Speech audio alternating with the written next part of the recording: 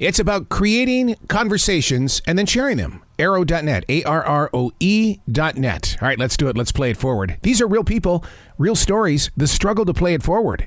Episode number 463 is with Amin Joseph from the movie The Royal. I'm doing amazing. How are you, Arrow? Oh, I love that word amazing. The only people that use that word are those that live it. Come on now. Wow, what a movie. This is about heroes that trip, stumble, but get back up. And they're showing the rest of the world that they too can do it. Home run hero, a World Series hero. Willie hit back-to-back home runs in 2 games in the 1980 World Series. And a few years later was serving a 24-year sentence. Yep. For selling crack cocaine to an undercover police officer. Let's talk about that area right there, because we're talking about the 1980s, Los Angeles, and there's been so much written about that place in history that there was a total setup. Do you cover any of that at all? Well, as far as the setup, no, we didn't cover the setup, and we didn't go too far into prison reform, right? Because Willie's life really is about accountability. Mm-hmm. Willie accepted the fact that he was a drug user and that he used to, cook crack cocaine and snort cocaine and party and live a life that really didn't take responsibility for the talents and the gifts that he was awarded. So I think it's a great lesson with this movie and with Willie's story, speaking from his own, from his point of view, that going to prison for him saved his life. It was the best thing that could have ever happened to him. And he only wanted to come back to his community, come back to society, come back to his family, and make right what he had made wrong.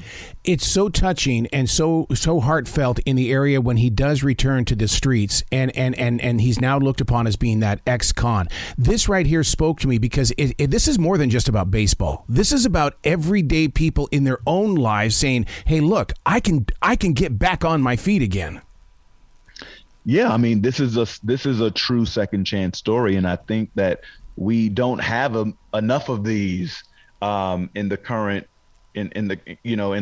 zeitgeist when it comes to entertainment, because it's really a reflection of the ebbs and flows of how our actual lives go. People make mistakes. People are felons in our mm-hmm. society. People are, the recidivism of going back to prison is high for some, but there are some people that learn from their mistakes. They go to prison and they come back learning their lesson, and they are valuable to our community. They're valuable to society. And more importantly, they are valuable to their family that they left. And to restore that relationship with their family is that, I think that's what life is really about. Mm-hmm. And it doesn't matter if you're a big home run, big Hollywood person or a big sports figure. The things that matter are the things that matter. And that's what mattered to Willie when he got home. And he didn't realize that before. One of the things that Willie really did is he invested in a vision that he felt inside of his heart. And the one thing that he did that a lot of people don't, he found activation. And it was in that activation that he was given that opportunity. That's correct. And along with that, it didn't hurt that he had the nepotism of good friends, mm-hmm. People like George Brett. Oh, yeah. And they helped him find the goodwill of being brought back into the fold in MLB and with the Kansas City Royals organization. So, it also helps that Willie still was in a privileged position, even returning from prison, because he had friends in high places that all he had to do was stick to his word of being responsible and accountable for the things that he had done and for getting his life straight, and to go and be, to share his story and tell other young players coming up that just because you can hit, just because you have a gift or a talent, that doesn't mean that you should walk through life haphazardly, and thinking that you can get off and you can get away with anything. It's so interesting that there are so many baseball stories that we don't really get to know, because, I mean, even Lenny Dykstra went through a mess of a storm as well. And this is the side of baseball that, I mean, we need to get in there and really offer them as support as true, honest to God fans, instead of people who just want that rush. Yeah.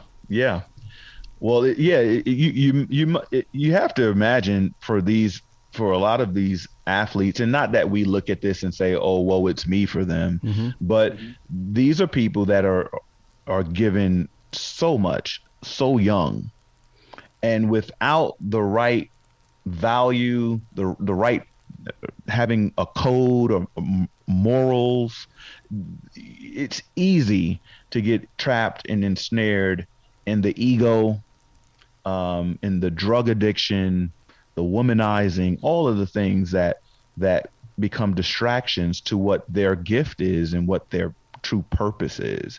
And Willie got off track like many other baseball players of that time. And it still happens today. It may be a different drug. It may be, prescription drug, or it may be meth, or it may be something laced with fentanyl, but we still see these same things. So it's a cautionary tale, no doubt. Baseball is about the science of the game, but it's also the business side of the game has got to have some sort of science as well. And so when George Brett steps in there and starts seeing that the superhero is still in Willie, I mean, my God, I grew up in Billings, Montana, and the Kansas City Royals were our team because we were the farm team of them. So this is very close to me for the Royals.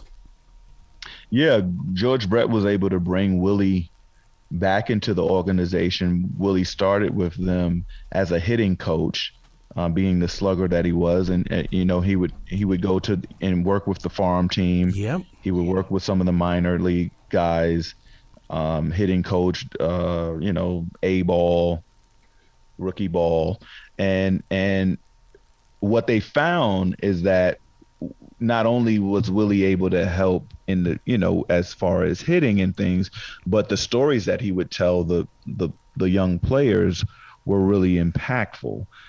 So that's where, I think the team, the organization realized that they had something special there. And that's the capacity in which Willie works with the team now. He works in the player development, and just helping players become acclimated, these young players, and letting them know sort of, what are the in and outs of the city, what's it look like when you first get your first big league check, what's it look like that first year, what does it look like with the nefarious people that may be partying with you and ciphering off of the energy of you being in the big leagues. Or even going from that bus, the minor league bus, to the big leagues, because that's one thing that even Michael Jordan talked about when he had that little stint with the Barons. Yeah. For you, one of the things that listeners may not know about you is that you are actively involved in the community when it comes to creating conversation with law enforcement and real people. A piece of that had to come out in you inside of this movie as well. Yeah, definitely. There's a aspect of prison reform, but very similar to how I, with my own philanthropic or my own, grassroots efforts. I have a nonprofit called the Awareness Movement, which I look to take the community and have peaceful exchanges with law enforcement, so that there is a dialogue, that there's a communication going on, and a mutual respect. This is not, in reaction to something that may happen in the community, but to me, to foster a relationship before something happens, to let the community also be aware of their civic duties and the right to vote, but the responsibility to pick representatives and things. And I think that does correlate to the Royal in some ways, as far as the draconian drug sentencing laws that we had that have been overturned during some of the previous administrations. Your leadership in the community, I mean, it takes a calm voice and it also takes a vision. So where was that planted at along your path of growing forward? I think a circle of truth is around my head from my upbringing in Harlem, New York. Mm-hmm. I feel like I'm a son of Harlem. I grew up in the world famous Apollo Theater. I have two amazing parents that are educators, and they just instilled in me, a code of moral and respect for your community and society at whole, and that each person as a citizen has their own responsibility to be informed, to be just and fair, and look out for your fellow man. So if any way that I can extend that to the community, or whether I see, when you see something, you do something, that's the way I kind of look at things. So how does your heart speak to you today, knowing that this movie's about ready to open up in movie theaters? I mean, it's like, oh my God, on that big screen. I know. The biggest thing for me is that Willie is able to see his story on the big screen, to know that he has a story that if you watch it, it's impactful. Mm-hmm. And there's a lot of different themes, like we mentioned, second chances, accountability, responsibility, that it's never too late to be a parent, that sometimes it's not comfortable to do the right thing, to speak up isn't always. Sometimes just speaking on something mm-hmm. is actually an act of amazing courage, and for Willie to be able to, for where he came from the pariah that he was, to Kansas City, to Major League Baseball as a whole, it's really redemptive in a way. It shows that he's worked hard for the last 14 years that he's been out of prison. He was in prison. He was in prison for 14 years, and now I think he's been out for 14 years now. Wow. And it just shows what he's been doing for the last 14 years, that he's really taken it on his heart and mind to be impactful to people. Wow. So I'm really happy about that. To see that on the big screen for him, to me, is awesome. Yeah, all the way back to what we first started talking about. We know the headline, but we don't know the entire story. And what you just shared with me is everything that Rush Limbaugh once said. He said that only a mustard seed of people make it to the major leagues of baseball. And then to see Willie get that second chance, it's like, oh my God. Yeah. And we're not owed that. We're not owed the first chance. Yep. You have that talent. He has that gift. You're not owed anything with that. And for him to have this career that was, the dreams of so many, the stardom, the money, the everything that comes with it, the responsibility, and to squander that, but in this same lifetime, do a long prison sentence and get out mm-hmm. and still be able to work with the same organization, still be a part of Major League Baseball. We were able to go to Cooperstown, and he was able to play in the All-Star game this summer. He was able to touch his bat that's at Cooperstown, and, that he hit the multiple home runs in the World Series with. For him to, it's almost like a new lease on life for him. So I know he's ecstatic. And that's what I really like about this entire story, is that you could see that he's a changed man. And for that, it helps tell the story of other people and hopefully can change lives and inspire people. With your own production company, action, horror, sci-fi, will we start seeing more movies like this in our lives?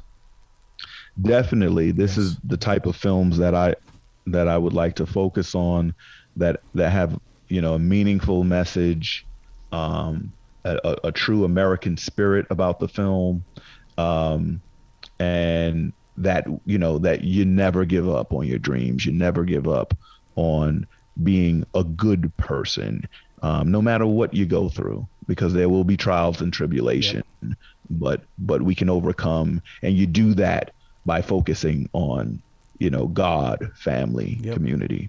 Well, it was Stephen Furtick of Elevation Church this past week that talked about this very subject. Your darkest times actually could be the first step of a great victory. And so that's exactly what went through my mind when I saw the Royals. I'm going, oh my God, this is everything that Furtick was talking about. Yeah, God sets you up for a comeback story in many, if you have that perspective, if you have that faith, and I think that's what Willie was able to listen. His life slowed down enough in prison. Yep. We often talk about the horrors of prison, but so many people come back out of prison and they're like, won't do that again. Won't ever see me in that situation again. I learned my lesson.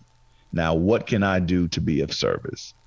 And I just think that we need to hear more stories like that. Any part of you change? Was there a certain moment where you're going, I learned from this. My next step is going to be much different? I'm one of those guys that I'm not trying to get in trouble. So